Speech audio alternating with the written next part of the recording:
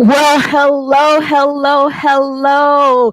This is Dr. Nick, your favorite personal growth coach, and welcome to another session of Adulting in My Purpose. I'm always excited to be with you every single Wednesday at 8:30 Eastern Standard Time. So if you are joining for the first time, or even if you are a returning listener, welcome. Let me know that you're listening. Go ahead, put your name in the chat, say hello. And guys, you know what to do. Be sure to like, share, give me some hearts, show me some love, and start watch parties. Make sure you want to share with your friends, what we're doing with Adulting in My Purpose. So again, I am Dr. Nicole Rankin, better known as Dr. Nick. I am a certified personal growth coach, and my mission is to help young leaders truly discover who they are, clarify their vision, and develop a solid plan to take the next steps in their life. With all of that, I developed a 7-step system of self-discovery that helps young people really uncover their purpose and help them navigate this complex world. And it's all compiled in the Adulting in My Purpose journal. So we meet here every Wednesday at 8:30 Eastern Standard Time, where we just have really just a time to chat and just to talk about things and teach and bring some guests on who are sharing tools and strategies that can help you as a young person move to your next level and truly be the productive adult that you desire to be. So I'm excited for this session because this is our Ask the Expert session, and this is our first one for the new year. So we're kicking it off very well, and I have a special love for our guest today. She is amazing. So be sure you like, you share, start your watch party, and get your notes, because today I want to welcome Dr. Elizabeth Joseph. And Dr. Elizabeth Joseph is a New York City-based clinical psychologist, therapist, and supervisor. She spent her career working in nonprofit social service and behavioral health. And currently, Dr. Joseph works as a senior director of organizational development for the Jewish Board, the largest human services agency in the state of New York. She maintains a private practice for children, families, and adults, as well as supervision for other practitioners. She has an extensive experience in a number of areas, including trauma-informed care, recovery-oriented practice, child and adolescent services, risk management, and so much more, guys.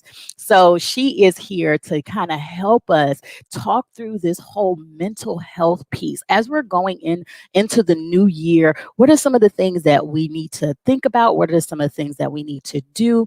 And just have this conversation. So let's welcome to Adulting in My Purpose, Dr. Elizabeth Joseph. Welcome. Thank you so much. It's really great to be here. Oh, we're so excited to have you, and maybe we'll share with the audience our special connection a little later on. But this topic was really kind of dear to my heart, because as I'm working with a lot of young people, be it millennials and even younger, our Gen Zer, this whole idea of mental health and all of that they're going through, it's really critical. And what I've found is not a lot of people are talking about it.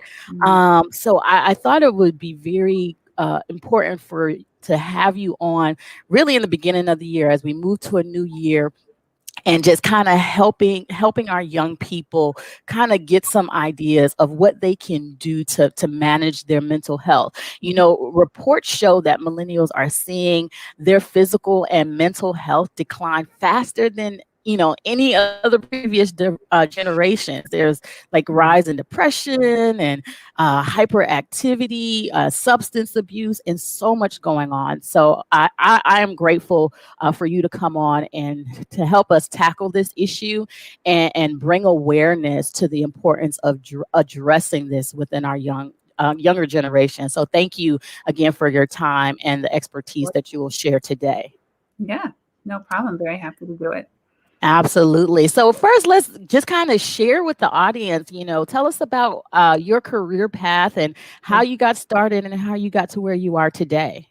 Sure. Like you mentioned, I'm a clinical psychologist, and I feel actually really fortunate. I kind of always knew that I wanted to go into psychology. My high school offered a psychology class, and I just loved it. So I always kind of envisioned, I saw myself. You mentioned vision before. I was just one of those lucky people that back in my high school days, I already saw myself being, at that point, I saw myself being a therapist. I really liked the idea of helping other people. And so it was a pretty easy path for me. And I recognize that really as a privilege. And I know not all people have that experience. So I feel really fortunate. I went right into college knowing I wanted to major in psychology.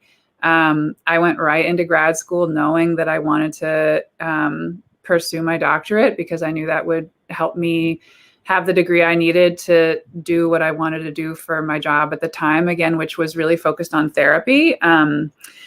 So I did that for a while. Once I graduated from graduate school, I got my first job working as a therapist, and I loved it. And I did that for a while, like you mentioned, in a really big nonprofit mental health agency. And then I a little unexpectedly, I suppose, where I was working at the time, there was an opportunity for some teaching of other disciplines of colleagues, right? So colleagues I worked with who weren't psychologists, to help teach them more about mental health. And then I fell in love with teaching in a way that I never quite saw as part of my plan, but I loved it. Not being a teacher for kids, but being a trainer for other professionals. And so then that's where my career path went from there. I still do some therapy, but a lot less. Mostly what I do right now is training and coaching other professionals, other mental health professionals, and really all disciplines of people that interact with others in the social services spectrum. So it's not really just in psychology or social work, but anyone who helps with any part of social services, be it housing or substance use or benefits. So I love that now. That's really what I spend most of my time doing, and I love it. Awesome. I love it. When you find your passion and find your purpose and you're operating that, they said that it's not work, right? It Right. doesn't feel like work because you're just doing what you love to do. And that's where we all want to get to. Yeah.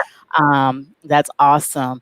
So let's dive in and kind of have this conversation about mental health. There's a lot of stigma. There's a lot of misinformation. So can you help us define, like, what is mental health? Sure. Yeah, I think that's actually a very tricky question. I think historically, I think that's part of why there's a stigma, actually, is that historically mental health has been thought of as this separate and kind of like dark, shameful aspect of human health. And nowadays, many people anyway, don't see it that way. And I think there's a push to change the perception, so that instead of thinking even about mental health specifically, that actually it's really important to just think about holistic health, right? That health and wellness for any human being, of course, involves emotional and mental well-being just as much as physical. So that's really, I think, been a real shift in the field. And I think that's hopefully helping to destigmatize mental health care and challenges around mental health, is that, that somehow it's been seen as palatable to openly talk about physical health problems, but not dive into the mental health side of things. And that's really a disservice to health and wellness in general. So for me, I think of mental health as intimately connected to all aspects of health that you can't remove it. We know that there's a relationship between physical health and how we think and how where our emotions are. You can't separate those. So so on the one hand, maybe mental health is focused more specifically on, like I said, sort of like how your thinking is working and how you're managing emotions. But for me, like I said, I just see it as part of a holistic package of health and wellness in general. And you can't ignore any part of health, or else you're gonna, as we know, the system is all linked. And so there's going to be impact on other parts of your health too. I like it. And it's interesting that you talked about that, because I was curious as to just kind of understanding the progression of mental health and how it has evolved over time. Because, when, mental health for me and my generation, we didn't talk about that. It's like you have a problem, you just deal with it. But now we're kind of seeing a shift. So can you speak, how has mental health just evolved over the years? Yeah, I think a lot, right? I think what you're saying is absolutely true. That, there was this, I think of it as like it lived in the shadows, right? It was like this thing and it was connected so much, it was so deeply connected to shame. And so you didn't talk about it.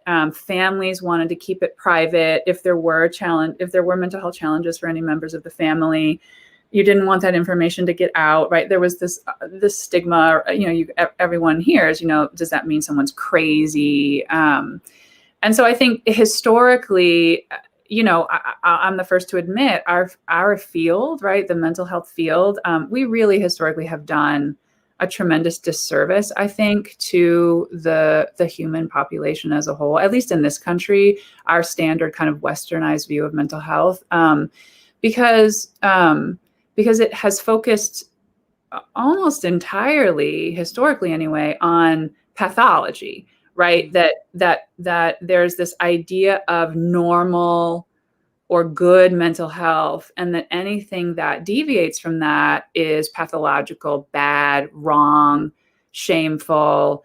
And there really has been, or there is, and there will continue to be a shift in the field, a much needed shift. And this is something that I teach a lot when I'm teaching, is that we can't think about mental health that way, that actually we know we need to learn from how mental health is viewed in other countries. We need to think about a spectrum of health, and anyone at any given point can be struggling with challenges. There's not necessarily a specific right range of normal. So many people struggle with depression. So many people struggle with anxiety. And that there's actually strength and resilience in recovery. And so really that's been the major shift in recent years, is instead of having sort of an entirely pathology-based view, instead it's looking at what are the strengths in people? Where's the resilience in people? Yes, where are they struggling? What are they saying they want help with? But instead of labeling them entirely as mentally ill, particularly this idea of like permanently or persistently mentally ill. We know people recover from mental health diagnoses all the time. Mm-hmm. And so there's been a real shift to moving out of that shame, shadowy place more to a holistic kind of spectrum, strength-based way of viewing mental health, which I think is a really helpful thing. Yeah, I would agree, because, when you have those kind of negative connotations, it causes people not to want to share and not to want to seek help. And that's where we increase problems, because people don't want to deal with the things that they're going to, and either try to deal it with themselves. And a lot of times it turns into something negative, risk behaviors as well. Yeah. So, when you think about we do this show to help our millennials and even our younger generations. What are the biggest trends that you're seeing as it relates to millennials and mental health? Yeah. Well, you mentioned a number of them at the start. You're absolutely right. Of course, millennials they've been dealt such a challenging hand. Yeah. Like I feel for them so much, right? Like I have an ache in my heart for the world that's been handed to them to kind of Yeah. find their way through transitioning into adulthood and early adulthood. And so we know what you said earlier. We know that there are higher rates of depression, anxiety, just stress in general, right? And so you mentioned substance use. That's true. That is all true, and it should be no surprise. It should be no surprise, right? Like there are clear factors that contribute to that we know of. Things like obviously like stagnant wages and income, right? Like we know that when you look at when you adjust for inflation, like millennials aren't making, they don't have the opportunities to bring in money. They're crushed under loads of debt, right? Education has been a burden for millennials, right? So there's this incredible debt, often student loan debt, less opportunity to bring in wages and income that can support that debt, and then just support higher costs of living, housing, healthcare. Healthcare is so expensive, and access to healthcare is so different than it was in previous generations. And so, and then work, work hours and work expectations are another huge part of it, right? Like millennials are working more hours and harder than previous generations for, like I said, for less money. And it's taking such a toll. There's such high burnout in this workforce. And so there's just this tremendous imbalance of high levels of stress without all these other environmental factors that can kind of like bolster and balance that out. And so we see the problems that we see. Yeah. And it's as you're speaking, I hear this a lot when I work with millennials, and it's interesting when we think about the generational gaps that we have. When we look at our older generations, our Gen Xers and baby boomers, when they dealt with stuff, they dealt with it in a different way, but life was different, right? Right. And what I'm finding is that when millennials are going through the same challenges that you had spoke about, and they're now feeling the overwhelm and the anxiety and the pressure, you'll hear a Gen Xer or a baby boom like, what do they have to be pressured about? What do they have to be stressed about? Yeah. But not understanding that life is different, right? Yeah. And that, I think that contributes, and I'm grateful to be able to help bring that type of awareness, so we be able to lead this generation. And you're right, they have been given such a bad rap, and just the a negative connotation with their generation just perpetuates. So doing things like this will help us, just even as older leaders, just to understand that this generation and how we can help them in that process and that transition. So you talked about a lot of the contributing factors, and it stems from economics to education, just even home life. Well, what do you feel are some like promising strategies that are already in place, or maybe that are soon to be in place to help improve our young people in their mental health capacity? Yeah, I mean, I know we're going to talk about self-care in a minute, so I'll hold off on that for now. But I think it's important to say this is we have to acknowledge what a challenging time this is, right? Like politically as well. And so I think part of the answer to that question is we don't entirely know, because some of the contributing factors that we just spoke about, they are tied to political process, and so like change, and they're tied to capitalism as well, right? They're tied to wealth inequity. And so there's a lot of culture change that needs to happen in this country in some ways, to address some of this, right? That there needs to be some shift in values around what do we value more, making money or having a workforce that can sustain not only their work functions, but sustain healthy life, frankly, right? And I think it kind of remains to be seen where those values lie right now. I mean, I think we could, without getting overly political here, I think we can sort of see a little bit of the writing on the wall, like where those values are, and it's harming this generation for sure. Hopefully, what I would like, is that we can start to see some shift in that this is not sustainable. Like we're not only are we burning out this generation, but ultimately we're, like you said, we're going to have really negative health outcomes. You know, we know the negative health outcomes of stress. People are going to die earlier. Right. And so hopefully people will really recognize that, and hopefully there will be some culture shift in expectations around what a workday looks like, what resources are available. Healthcare costs have to come down. And I think the other thing is what you said, and I try to do this, again, at the agency I work for now, we talk about this all the time. I think that the older generation who's in the workforce with millennials needs to also shift their perspective.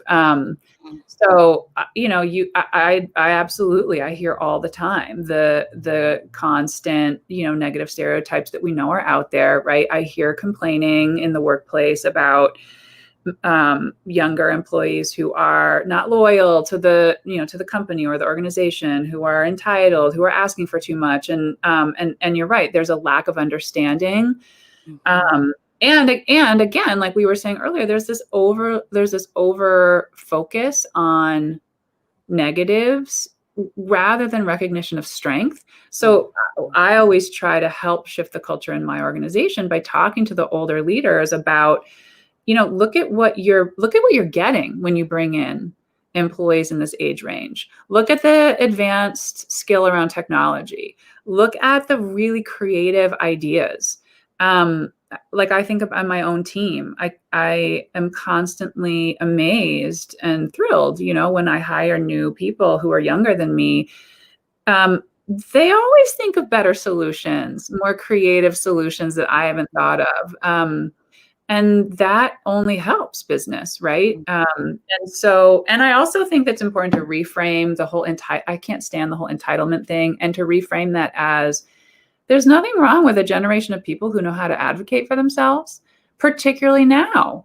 They, when so much is withheld from them, when they're fighting through these challenges, they, it's sort of like, damn right, they got to advocate for themselves. They need to, it's like wringing as much out of a dry cloth as they possibly can, because it's the only way to try to move forward. So I don't see that as a bad thing either. And I think we can all learn a little more self-advocacy sometimes. So I think that's also part of it.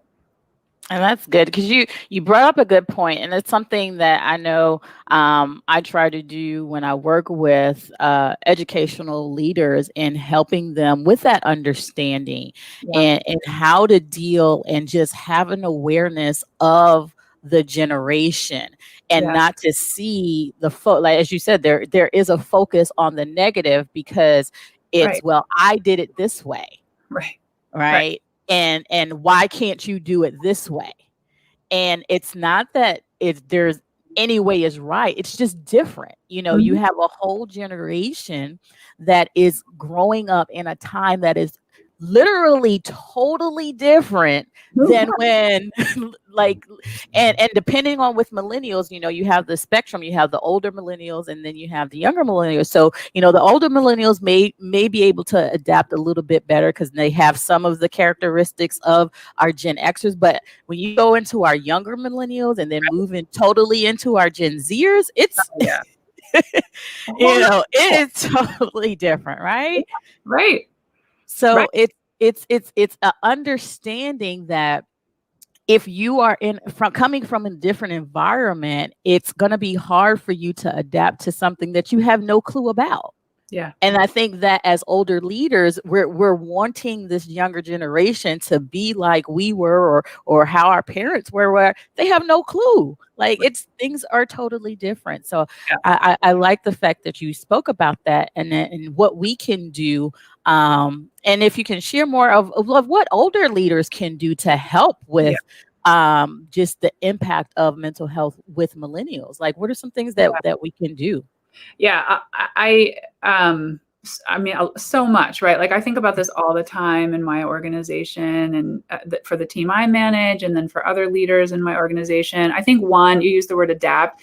One of the themes that I talk about all the time in my organization is, why do we always put the burden on millennials to adapt to our kind of archaic, antiquated ways of running a workforce? Why don't we adapt? Like, so I always sort of challenge the older leaders. Maybe it's us. Don't we need to actually adapt to the workforce that we're now bringing in? And how do we create a culture that is a fit for them, that is helpful for them, and to the point of mental health, that that helps keep a workforce healthy? That's a huge focus of what I do in my job. And so I think it's also, it's pushing people to kind of like, it's challenging them to let go of old viewpoints and look at, like, I think the pandemic really did this, right? Like there have been so many businesses that have held on to this archaic way of thinking around the importance of in-person working. And obviously there are lots of businesses that people need to show up in person, right? Like, no doubt that's the case. But there are also a lot of businesses where people can work remotely, but there's been this, there's just been this like holding on. It happens all the time, right? People just like, well, it's because it's the way we've always done things, without ever asking, but like, do we need to do that anymore? And now what we're going to find is that, the pandemic forced so much of the workforce into a remote working, modality. And even after, not when the pandemic's over, because I don't know if there's going to be any such thing, but even after we can begin to return to workplaces, we won't, not the way we do. And so it's like, without having a pandemic come, we can still ask ourselves those questions. Like those questions, why do we have to keep doing things the way we used to? Just because we do? That's not a good answer. What's the rationale? And instead, I think what we can do, particularly as it relates to mental health, is look at what is causing the mental health challenges for this generation, and then ask the question, what can we do to actually change those forces? So if working too many hours is part of the issue, if working hours without flexibility is part of the issue, if challenges with work and childcare is the issue, if my workforce can't even afford the healthcare option I have for them because it's so expensive, if that's the issue, then change it. Then just change it, right? Like I'm challenging our leaders all the time. Again, to me, it all comes back to values. Do you value the human aspect of your work? If you, then I don't want to work for you anymore. And if you do, then it's sort of like a put your money where your mouth is then, like, because the evidence is there, the consequences for your operations on your human workforce. And so if you know that the evidence of those consequences is there, then you've got to make some change. You've got to reduce the cost of healthcare. You've got to add an employee assistance program. You've got to allow for flexibility of hours. You've got to provide a childcare option. You've got to provide you've got to apply so that your workforce can potentially earn back payment on student loans, right? There's so many things that can be done. People just have to acknowledge that they value the human. I mean, people say it all the time, right? But it's the greatest resource you have. Right. Well, when you talk about that, it's interesting to think when we see the trends of millennials in the workforce. they're wanting what they want to what they have exposed to them. They're wanting the flexible hours, they're wanting all of the things that you mentioned, and because it's not there, then Mhm. now you see a high turnaround rate with millennials. You see a lot of millennials now opting for entrepreneurship because they're like, hey, if I can't get what I need, I'm just going to create my own. Yeah. So there's a huge rise in millennials who are starting their own businesses and Mhm. kind of create their own path because it's like that analogy of trying to fit a round peg into a square hole. Like they're like, I don't fit with you. And so now I have to create. But then on the other side, it's like, well, they're entitled and they don't want to work. And, so it's that Yeah. dynamic, right? Of what do we do? And I love the fact that you said a lot of times, it's there's a quote and I forgot who says it, but it says most people want to improve their circumstance, but really want to improve themselves and therefore remain bound. Right. So it's like we want the circumstances to improve, but we don't want to look at ourselves. We always want to point the finger at them and they're not doing what they're supposed to do. But as you Right. said, how can we adapt? Yes. Yeah. It just it's a simple solution. Yeah. Yeah. It seems like a simple solution, but it's a complex a thought process because it's a shift in mindset. And when you've been doing something for so long, people don't like change, and No. it's like Right. you said, we've always done it. So Mhm. so that's great that we're kind of bringing and talking about this, and I hope leaders out there just have that understanding of maybe we should take the mirror and look at ourselves and how can we grow as leaders to help and be more effective in our leadership with our younger generation. Mhm. Yep. So let's get into just kind of talking about some of the ways that I know the stigma and myths on surrounding mental health have changed a bit, but Mhm. I would assume not by large. But what are some ways that we can start to demystify Yeah. those myths as we're going on and evolving in time? Yeah. Well, I mean, a bit of a silver lining is that millennials are already doing a lot in this area, right? Like they, as a generation, they are talking about they're seeking mental health, talking about mental health openly more than anyone before them has. So they're contributing to the destigmatization tremendously. Which is fantastic. I mean, I think it goes back to stigma in anything. People have to just talk about it. People have to Yeah. talk about it. It's like we're seeing with COVID. Actually, there's a lot of there's some trend toward potentially hiding a positive diagnosis and fear of how people will perceive you and potentially like blame you or shame you that somehow you did something wrong to contract the virus um, and then there are, on the opposite end of the spectrum, there are some people who are really open, in particular on social media. Like we know that social media it's the communication of it is the way that we communicate and connect now, right? Mhm. And so when people are open on social media, again, sticking with COVID for a minute, sort of as a metaphor back to mental health, like when people are open about I'm positive, here are my symptoms, then that helps to keep the stigma down. And the same applies with mental health. Like I see this all the time on social media when people just openly acknowledge I'm really struggling with anxiety, with depression, with trauma responses, with substance use, with suicidality, right? With anything like that. I'm struggling with this, or I've been diagnosed with this, or here's the treatment I've been seeking. Here's the medication I've been taking. Here's the self-help that I've been doing that's been really helpful. Like all of that is incredibly helpful toward destigmatizing mental health. So I think that's a big one. And then just mass media too, when it's when the idea of help seeking is in our TV shows or movies. That sort of thing is really helpful. But I think what we can all do, like I said, is just talk about it. Talk about it on social media, talk about it with friends, with family. Don't let it be a secret. Don't let it be something that we have to hide. So I think and I think it can become part of advocacy too, in the workplace. I think we can try to be open about our mental health related needs in the workplace too. So I think that's the biggest thing is just talking openly about it.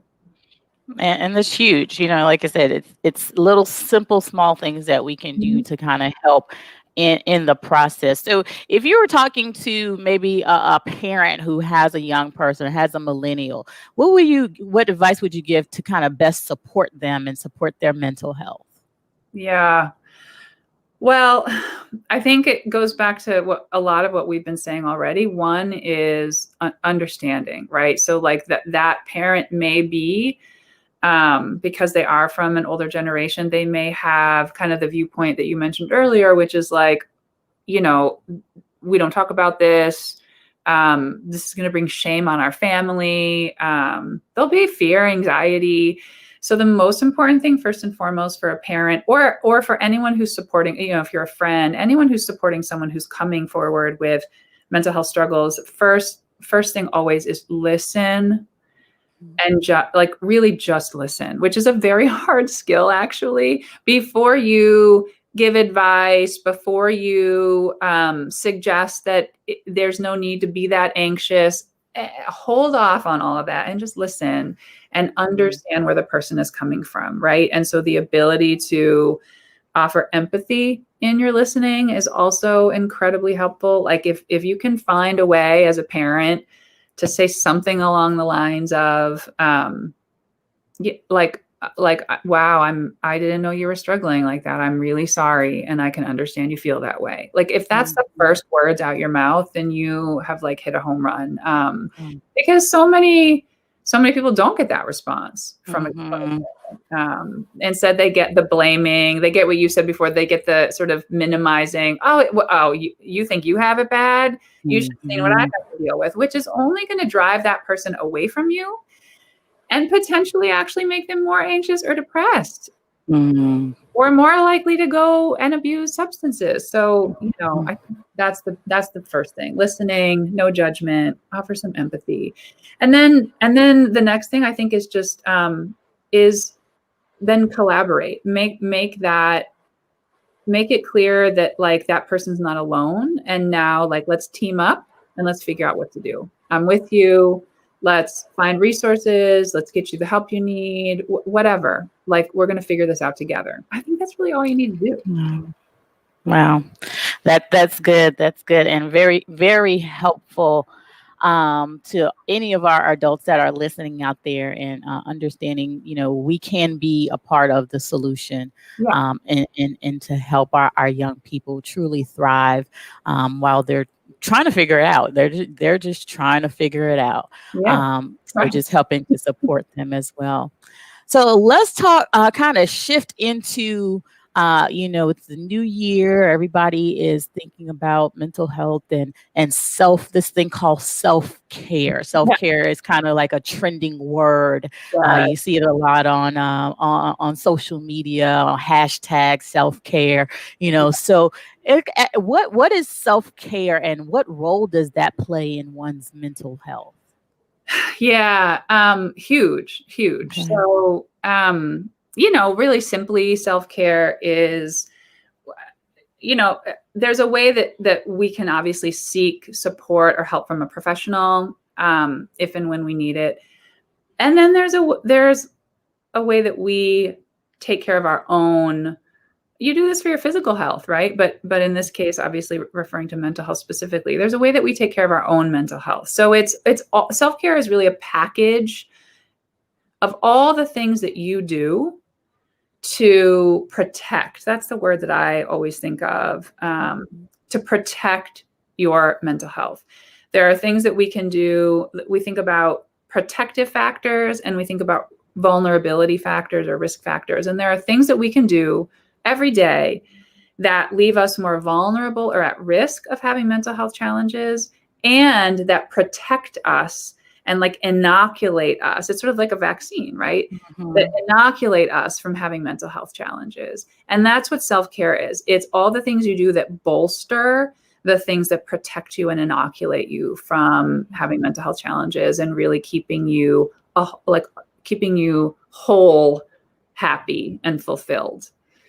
Wow. Wow. So what is you talked about it, which is a key. You said this is something daily, Yeah. that we should be Yeah. doing kind of something that, every day. So what are some strategies, Yeah. for our young people that they can do daily? Yeah. So I think this to me is one of the most important parts of hopefully this whole thing today. Because I think first, let me start with what self-care isn't. Self-care is not a massage or like a day at the spa. Like it could be, but that's not really exactly what it is. Self-care really is anything, because it has to be first and foremost individually tailored to who you are as a person. So my self-care is going to look very different from your self-care. And so the range of strategies is huge, because it's really anything that the themes here are anything that energizes you is one, right? Anything that gives you energy or replenishment is one. Anything that helps you feel a sense of like contribution or accomplishment or mastery is another big theme. Like these are the things that we know contribute to life satisfaction and contentment and happiness and joy.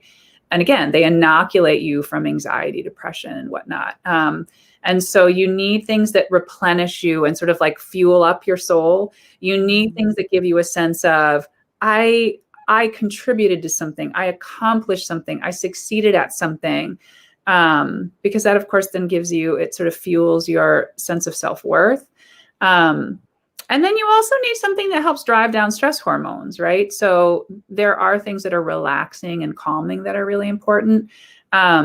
So because of all those themes, self-care can look like sitting in a bubble bath or taking a long hot shower or getting a massage. But it can also look like doing a puzzle that challenges your mind, that when you're done, you have that sense of like, I accomplished that, I did that, right? It can look like a challenging game or quiz, even on your phone, that you got engaged in and it made you feel good at the end. It can be exercise. It can be eating. Like it can be eating something that you love and that gives you pleasure. Pleasure can also be self-care. Gratitude is often an important self-care strategy. So particularly in these times, right, when there's so much loss.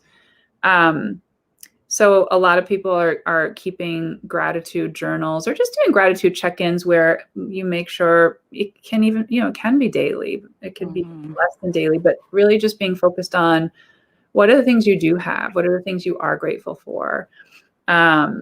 So like I said, so it could be active things like dance, running, any other kind of exercise. It can be art things, music, coloring, poetry, reading. It can be food related things like cooking or baking or eating. And another really important part of self-care too, though, is also connection. Human beings do well in connection with other human beings. We do not do well when we're overly isolated. So obviously the pandemic this is why people are struggling so much, right? So really challenging yourself to find, how do you stay connected, even if it's remotely? How do you stay connected during this is another really important part of self-care. Wow, those are amazing tips, and just even awareness, because a lot of times when we think of self-care, we're only restricted to the let's go get a massage or do something to relax or meditation, pray, that kind of stuff. But you kind of opened up a broad spectrum of what self-care is and what self-care could be. So for those that are out there that's listening, make sure that, you're getting those things in your life on a daily basis. And those are small things. It's something that you can do every day, actually. Yeah. And it's kind of like it's building up that reservoir of energy in you the more that you do something. So I get that. Mhm. So let's talk about there are resources to get help.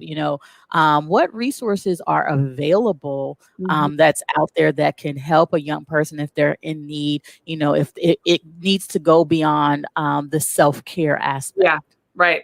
So, I mean, the good news is there are a lot of resources out there. I mean, in some ways, the pandemic, an interesting thing we're finding in the field, of course, is that the pandemic has, not entirely across the board, because of social inequities that we know exist in our country, but for a lot of groups, access to care has actually become easier because of telehealth. You can now talk to a therapist just like we're doing right now. You don't have to go anywhere anymore. And so there's a lot of opportunities to access therapy, support groups, that sort of thing. So a few things to mention. Some cities, and I don't know where all your listeners are viewing from, but some cities are offering pandemic related, even free support. So like in New York City, we do, and I don't know about all the cities across the whole country, but funds have been made available. So a first place to always check is contact your city. You can go to whatever your city is, go to the city website, and see what mental health services are available, potentially without even needing insurance and for free.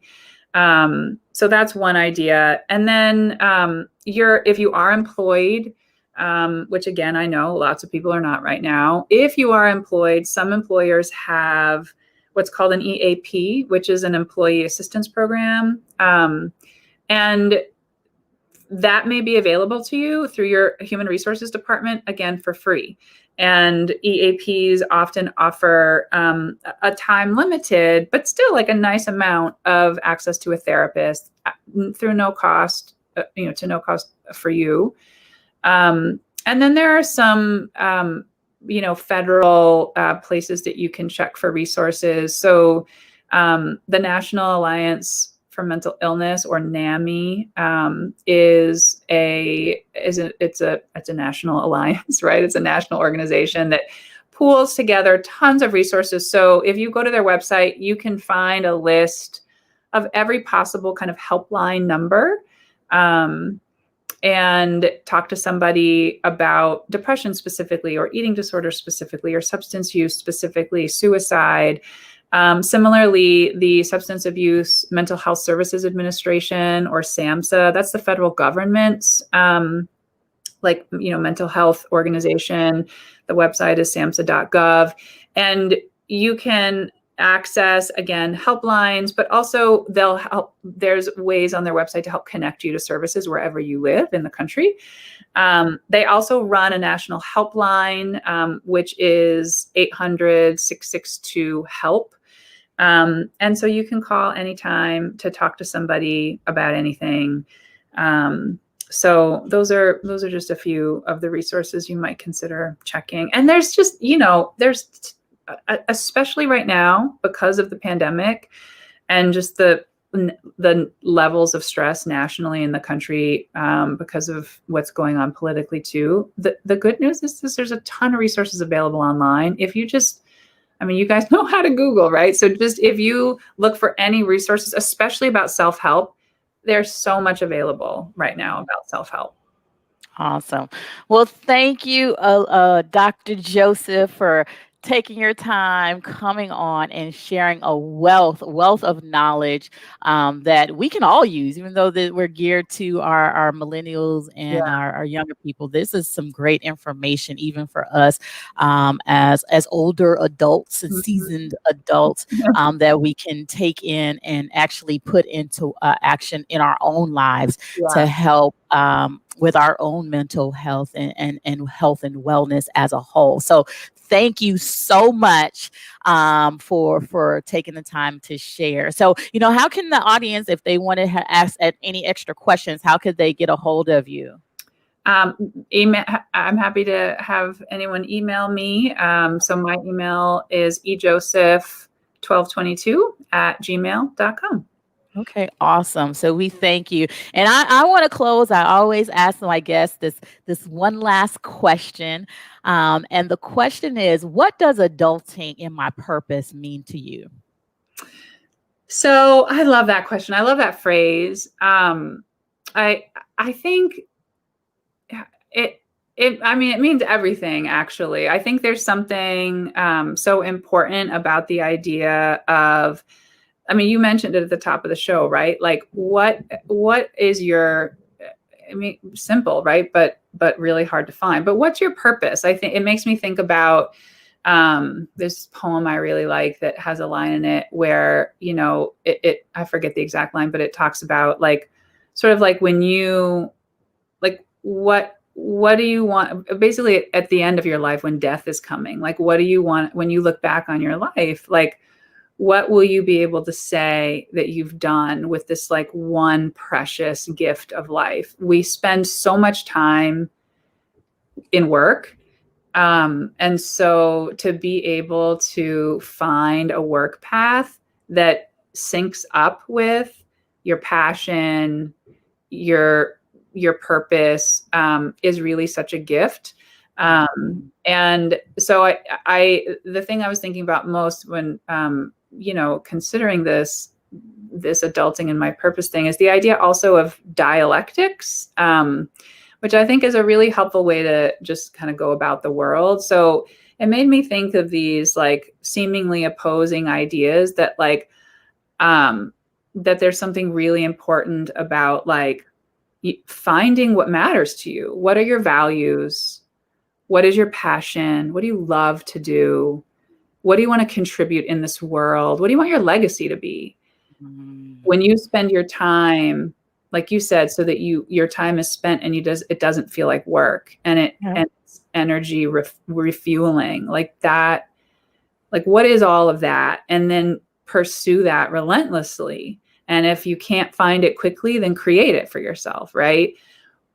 While on the other hand, also though, like giving yourself some compassion and space and grace to find that, because it may not come so quickly. So I think that's the thing I thought of most, is like balancing these two very passionate views of like, find your purpose, find your meaning, find like what your legacy is going to be for your time on this planet, and do it with urgency, because you don't want to spend years of your life and look back and sort of feel like, oh, I wasn't adulting in my purpose yet.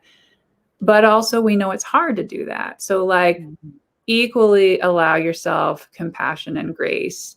And then I think you'll find your way. I love that. Well, you wrapped it up very, very nicely, a nice little package with a bow on top. That is truly the heart and the mission of why I started this Adulting in My Purpose movement.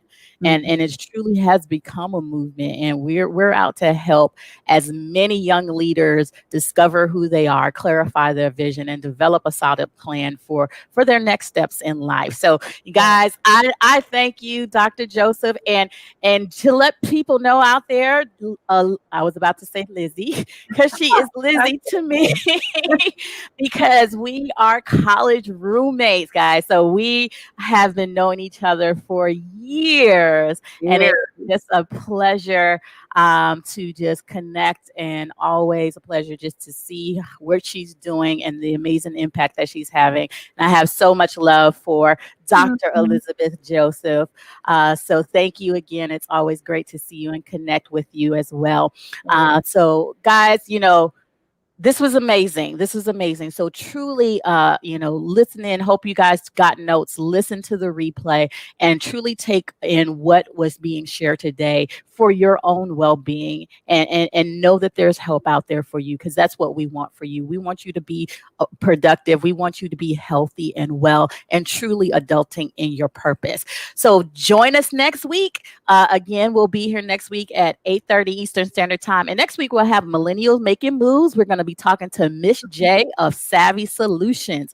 So go ahead, mark your calendar, and we'll see you again next week, Wednesday, 8:30 Eastern Standard Time. So you all be safe and be blessed. Thank you. Thank you so much. Bye, Thank you. everybody.